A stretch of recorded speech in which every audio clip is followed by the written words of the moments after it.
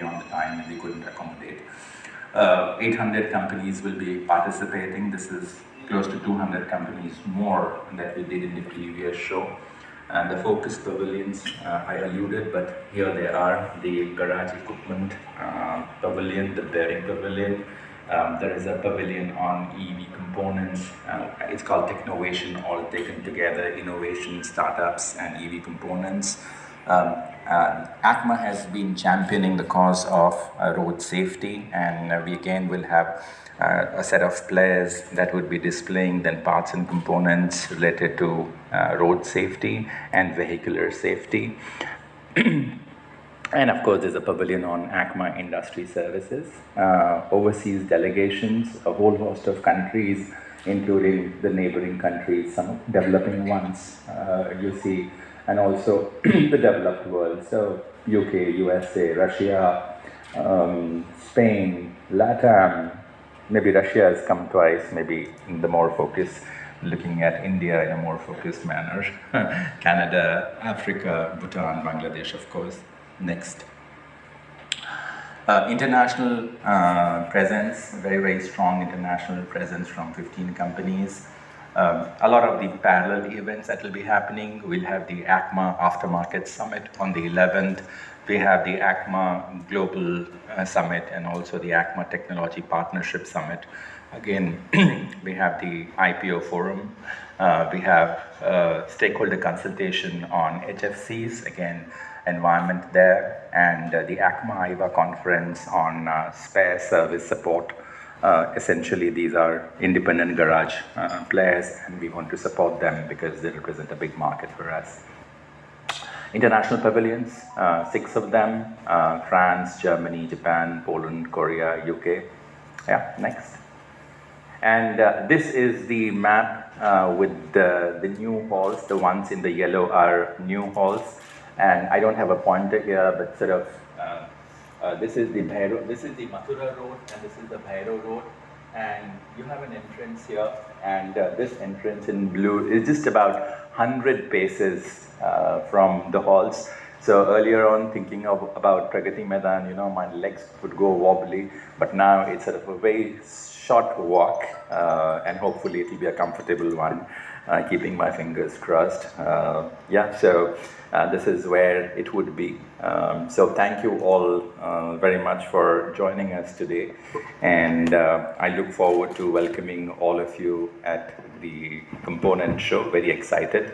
And now I invite my president for his expert comments. So thanks, Vinny. If you don't mind, I'll sit and speak. Mr. Sondi, thank you, and Vinny, thank you for the introduction and covering, you know, almost everything that needs to be covered about the Auto Expo.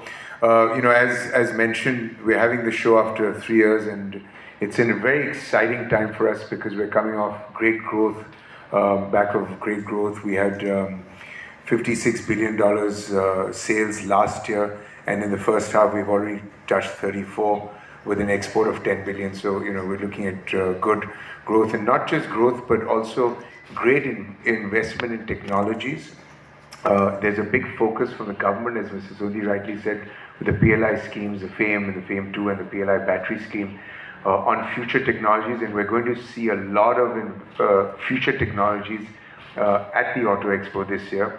So it's a lot of excitement for us, a lot of sourcing delegations visiting. You've seen Vinny talked about the IPO Forum, which is the International Purchase Offices.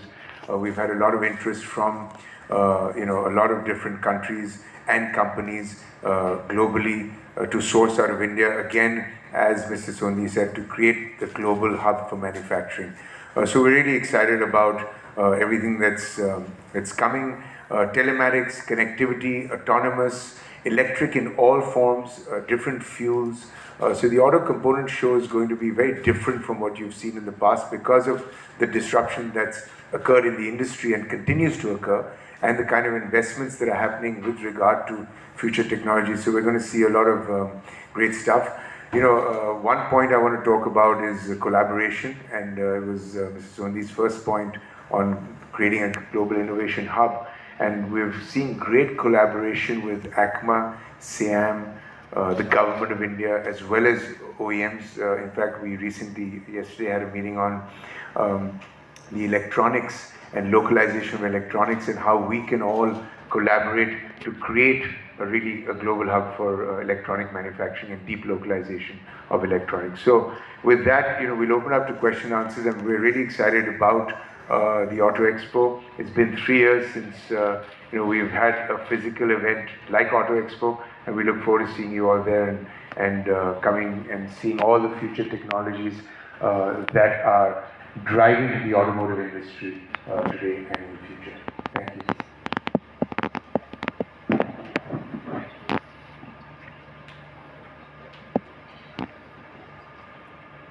Thank you. Thank you, Sanjay. We now open to question and answers. So, yes, please. Yes, Rajkumar, go ahead. Hi, just wanted to check, are there no participants from China this time around and there is no mention about it?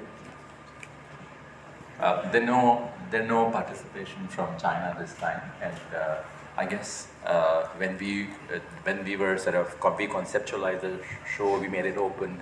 The visas were not even open, so there's no Chinese participation. And just to recollect, in the last edition, how many participants from China was there? Unfortunately, there was none. If you recollect the last show, when the show was just about to begin, the pandemic was announced, and not a single company came in from China at that point in time as well. Yeah. So we had a China pavilion, but it was. Okay, and also one last question from my end. Yes.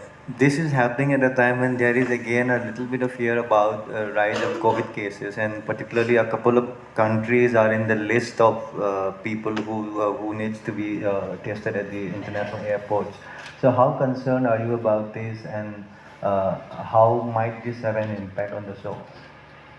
So, we're following government regulations with testing, etc. And what we read so far is that this is a mild variant.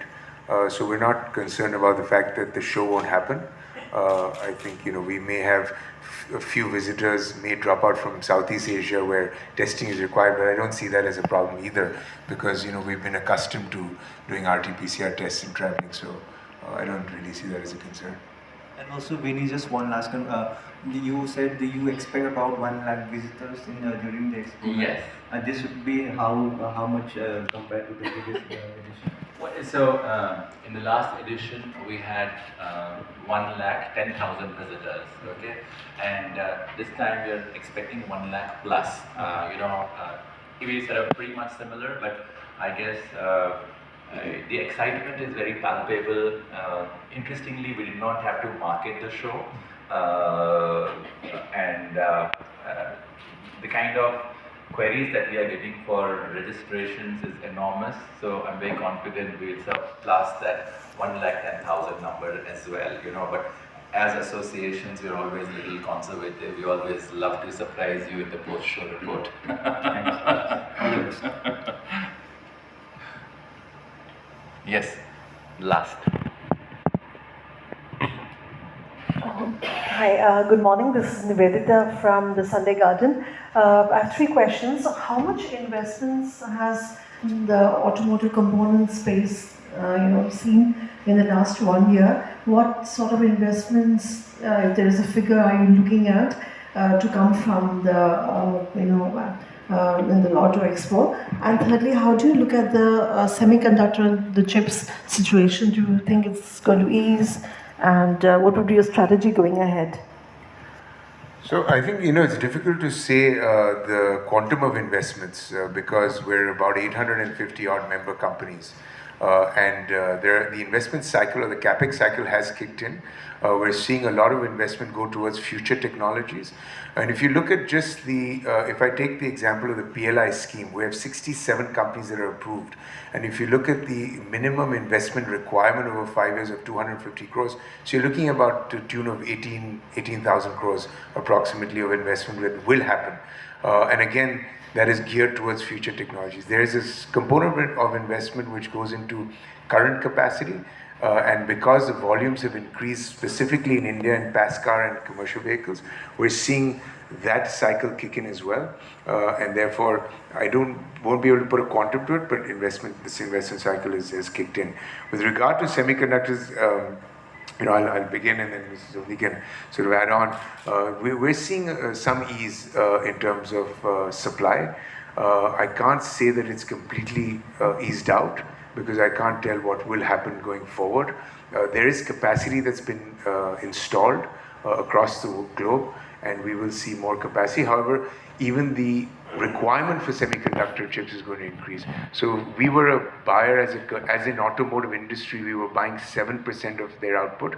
We will probably go to 20% because the number of chips we use will also increase, and similar things will happen with other industries. So, again, it's a matter of really managing the capacity at the supply end as well as at our end.